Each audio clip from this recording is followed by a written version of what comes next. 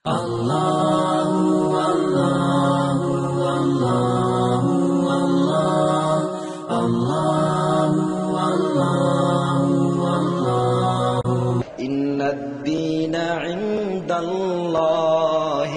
ইসলাম। আল্লাহর কাছে একমাত্র দিন, একমাত্র ধর্মের নাম কি? ভালো করে বোঝেন, আমার নবী মুহাম্মদকে নিয়ে এই পৃথিবীর ইতিহাসে যতগুলো ধর্ম আছে, হিন্দু ধর্ম বলেন, খ্রিস্ট ধর্ম বলেন, বৌদ্ধ ধর্ম বলেন, শান্ত ধর্ম বলেন, বাহাই ধর্ম বলেন, খ্রিস্ট ধর্ম থেকে শুরু করে পৃথিবীর সব ধর্মে আমার নবী মুহাম্মদের কথা আছে না নাই? আপনাদের মনোযোগ ওইদিকে কেন? হয় মাইক ওয়ালা ভাইকে মাইক ঠিক করে দেন।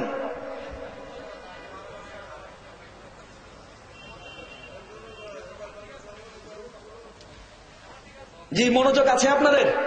পৃথিবীতে যত ধর্ম আছে সব ধর্মে আমার নবীর কথা আছে না নাই? আওয়াজ দেন, আছে না নাই? একটা একটা এক্সাম্পল দিচ্ছি। খ্রিস্ট ধর্মের ঋগ্বেদের, ভালো করে বোঝেন, ঋগ্বেদের 1 নম্বর মল 18 নম্বর সূক্ত 9 নম্বর মন্ত্রে বলা হচ্ছে নরসংসং সিদৃষ্টং মপসং সপ্রথস্তমং দিবন শব্দং খসং অল্লং জ্যেষ্ঠং শ্রেষ্ঠং পরমং ব্রহ্মণং অল্লনসুল মুহাম্মাদাং রকং বর্ষ ইসমিন্নন্তি দ্রেমলেচ্ছ আচার্যং সমন্বিত মুহাম্মদ ইতখ্যাত শিষ্য শাখা সমন্বিত। আওয়াজ দিয়া বলেন আল্লাহু আকবার। আরো জোরে চিৎকার দিয়া বলেন আল্লাহু আকবার। স্পষ্ট করে ঋগ্বেদের 1 নম্বর মল 18 নম্বর সূক্ত 9 নম্বর মন্ত্রে বলা হচ্ছে, ও পৃথিবীর খ্রিস্টান হিন্দুরা, ও পৃথিবীর 33 কোটি দেবদেবীর পূজারীরা, শোনো, যদি দুনিয়াতে শান্তি চাও, পরকালে মুক্তি চাও, তোমাদের হিন্দু ধর্মের যুগ 4টি, সত্য, ত্রেতা, দাপর, কলি। কলিযুগের যিনি অবতার হবে, অন্তিম অবতার হবে, উনার নাম হবে নরসংসং চিদৃষ্টং মপসং, উনার নাম হবে নরসংস। বাংলা অর্থ প্রশংসিত, আরবি অর্থ মুহাম্মদ। কল্কি পুরাণের 1 নম্বর মল 2 নম্বর সূক্ত 14 নম্বর মন্ত্রে বলা হচ্ছে, যিনি কল্কি অবতার হবে, শেষ নবী হবে, উনার পিতার নাম হবে সুমুতাং বিষ্ণুর শশা গৃহে প্রদুর্ভে ভাম্যহম। যিনি শেষ নবী হবে, উনার পিতার নাম হবে বিষ্ণু যে শশা, যার বাংলা অর্থ মনিবের দাস, আরবি হলো আবদুল্লাহ। কল্কি অবতারের 1 নম্বর মল 2 নম্বর সূক্ত 20 নম্বর মন্ত্রে বলা হচ্ছে, সম্ভলে বিষ্ণু যশস গৃহে প্রদুর্ভে ভাম্যহম। ও পৃথিবীর মুসলমান, পৃথিবীর মানুষ, শোনো,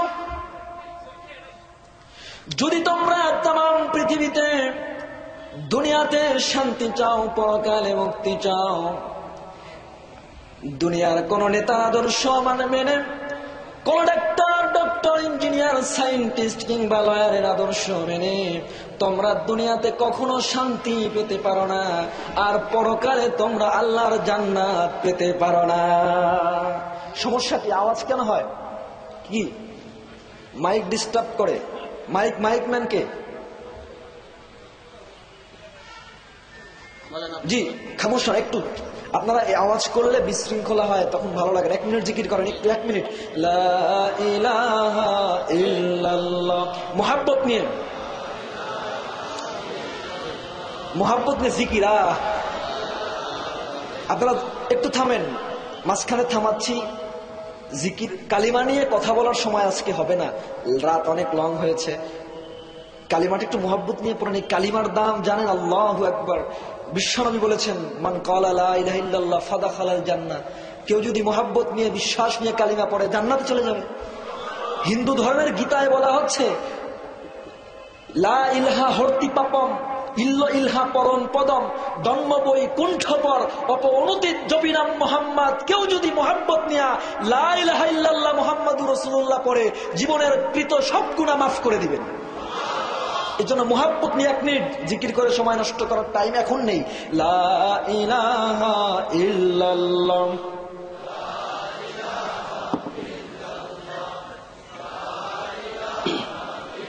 লা ইলাহা ইল্লাল্লাহ মুহাম্মাদুর রাসূলুল্লাহ সাল্লাল্লাহু। মুসলমান ভাইরা খেয়াল করেন খুব, হিন্দু ধর্ম বলছে তোমরা যদি কল্কি অবতার শেষ নবীকে মানতে চাও তাহলে একমাত্র কাকে মানবে? আওয়াজ দেন না, কাকে? স্পষ্ট করে বলা হচ্ছে, নরা সংসং চিদৃষ্টম অপসং সপ্রথস্তমং দিবন সদ্যং খসম অল্লং দষ্ঠং শ্রেষ্ঠং পরমং ব্রহ্মণং অল্ল রসুল মোহাম্মদং রকম বরস্য ইসমিন্নন তিদ্রেমলেচ্ছ আচার্যেন সমন্বিত। যদি সত্য নবীকে মানতে চাও মক্কার মরুপ্রান্তে আগত মুহাম্মদ ইবনে আব্দুল্লাহকে মানো, সফল হয়ে যাওয়া। সুবহানাল্লাহ। মুসলমান বন্ধুগণ আমার, কথা হলো বিশ্বনবীকে মোহাব্বত করে না এমন মানুষ কেউ আছে? কথা বলেন, আছে? সবাই বলে আমি নবীকে মোহাব্বত করি, ভালোবাসি।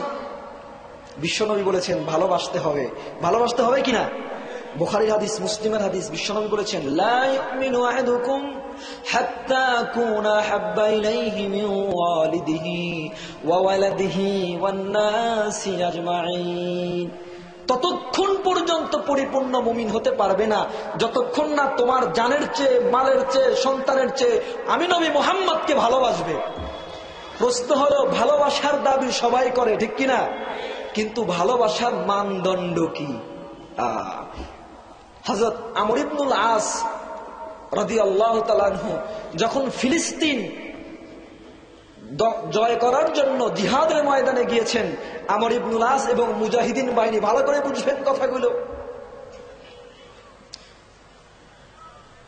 জেরুজালেমের অদূরে মুসলিম শিবির স্থাপন করা হলো। জেরুজালেমের চৌরাস্তায় হযরত ঈসা আলাইহিস সালামের একটি মূর্তি বানানো ছিল। যখন মুসলমানরা আক্রমণ করবে এর আগের দিন খ্রিস্টানদের একজন পাদ্রী হযরত ঈসা আলাইহিস সালামের মূর্তির নাকটাকে রাতের অন্ধকারে ভেঙে ব্যাগের ভিতরে ভরে নিয়ে গেছে, আর দোষ দিয়েছে যে আমাদের নবী ঈসার নাক ভেঙেছে মুসলমানেরা।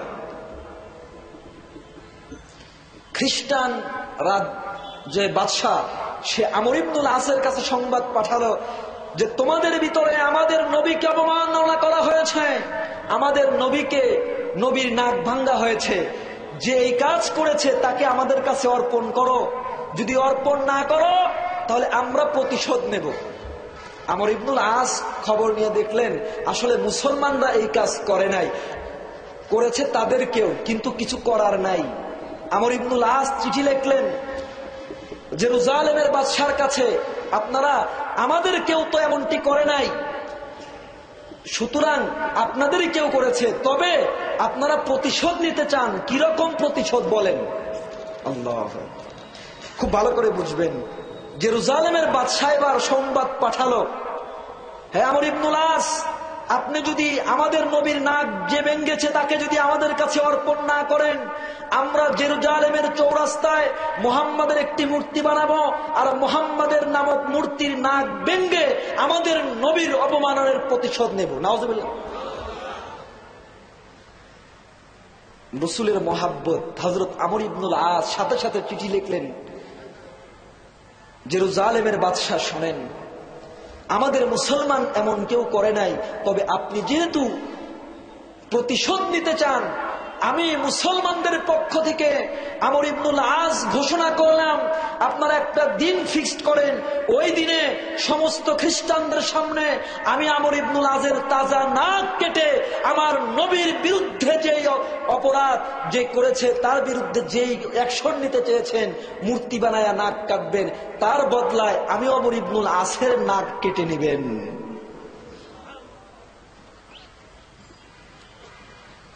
বিশাল বড় জনসমুদ্র, লক্ষ লক্ষ খ্রিস্টান একত্রিত হয়েছে। ওমর ইবনুল আসকে মঞ্চে বসানো হলো, জল্লাদকে হুকুম করা হলো, জল্লাদ আমর ইবনুল আসের নাক কেটে ফেল।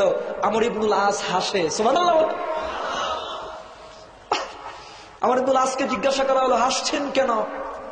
বলে, আমি আমার নবীর ইজ্জত রক্ষা করতে গিয়ে আমি আমার তাজা নাকটা কর্তন করতে পারতেছি, এর চেয়ে সৌভাগ্য আমার আর কি হতে পারে?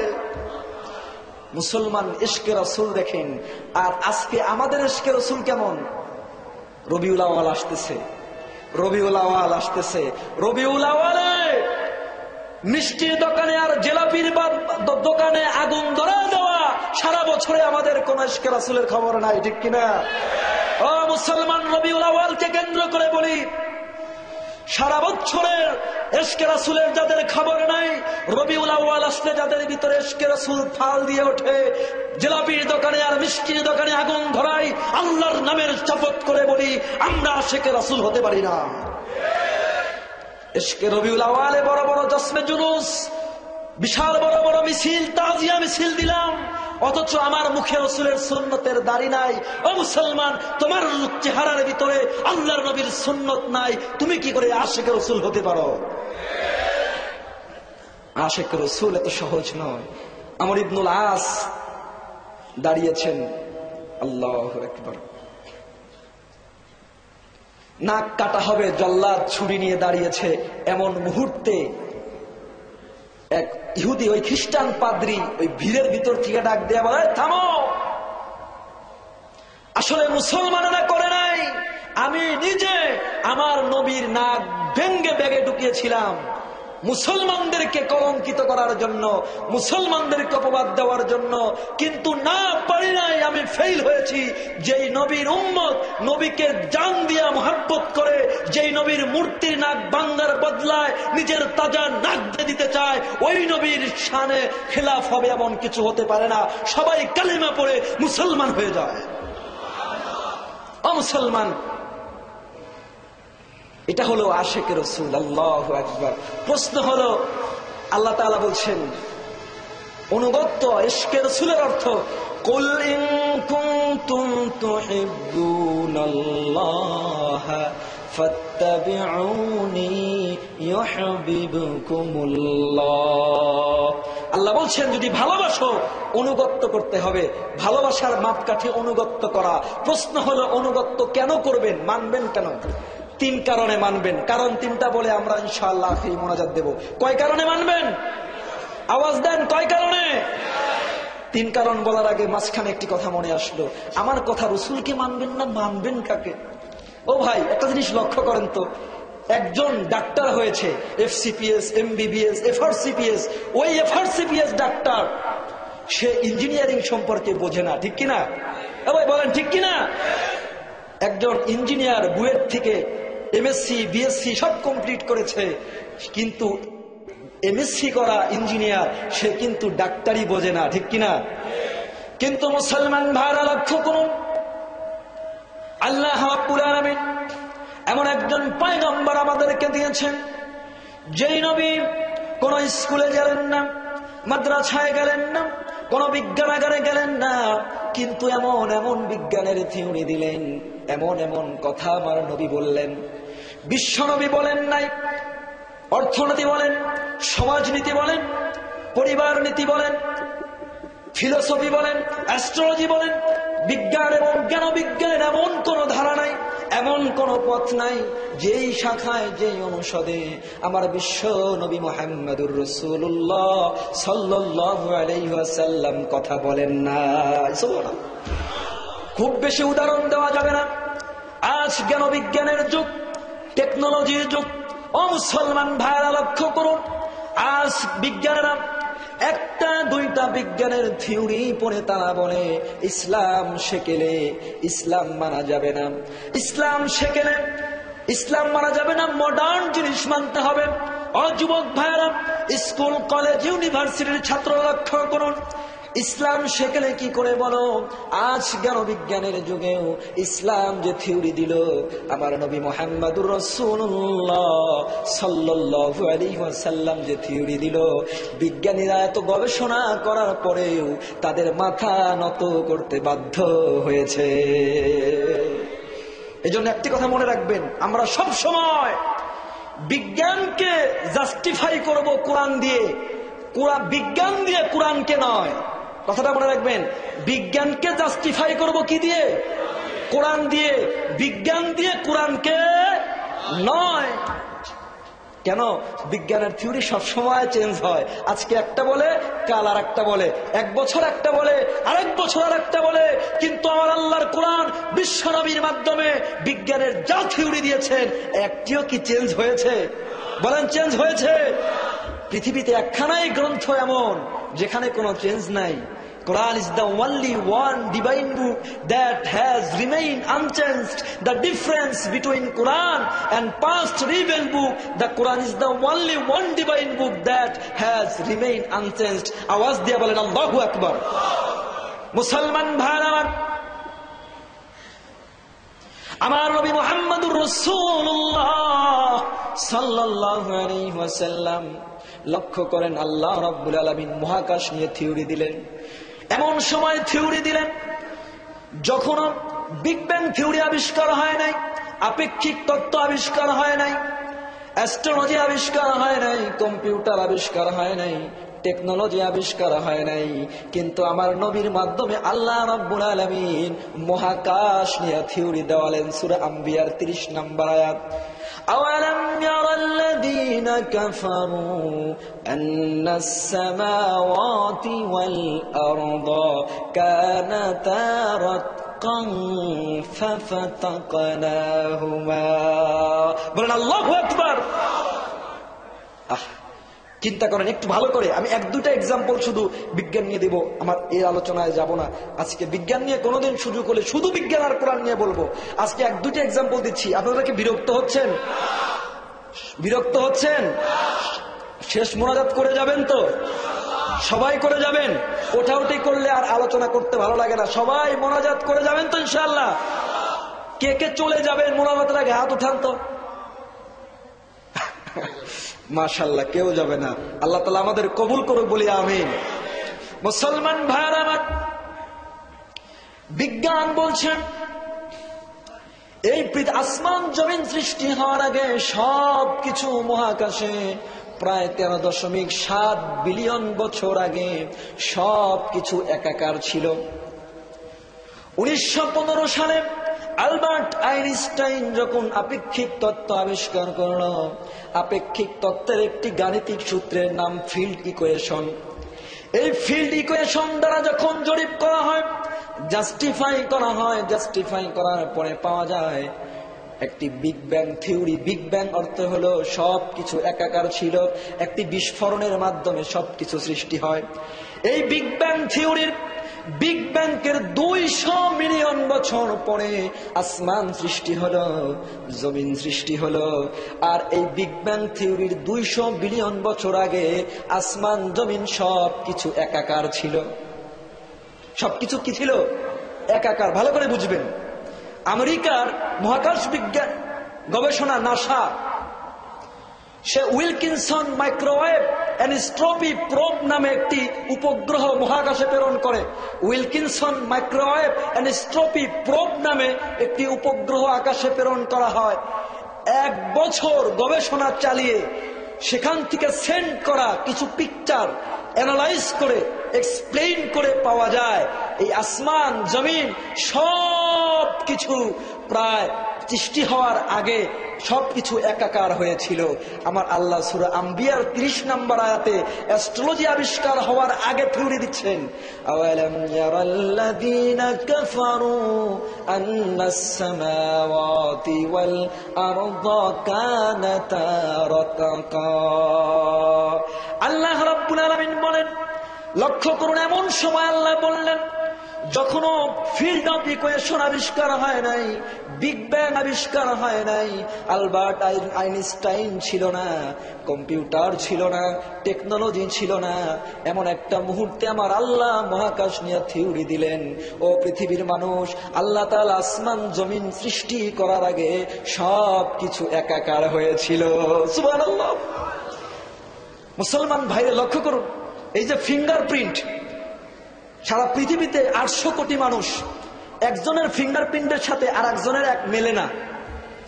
এই যে তথ্য ইনফরমেশন বিজ্ঞান আবিষ্কার করেছে 1713 সালে চেকোস্লোভাকিয়ার ডক্টর ফারকনজি নামক একজন ডক্টর এবং অ্যানাটমিস্ট, সে আবিষ্কার করেছে সর্বপ্রথম যে মানুষের ফিঙ্গারপ্রিন্ট একত্রিত হয় না।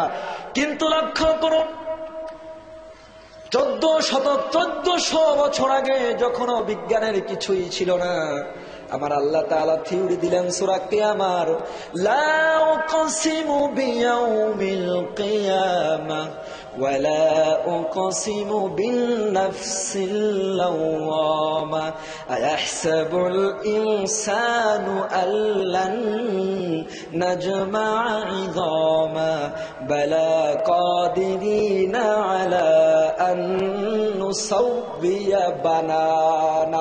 বানানা অর্থ ফিঙ্গারপ্রিন্ট। আওয়াজ দেবেন আল্লাহু আকবার।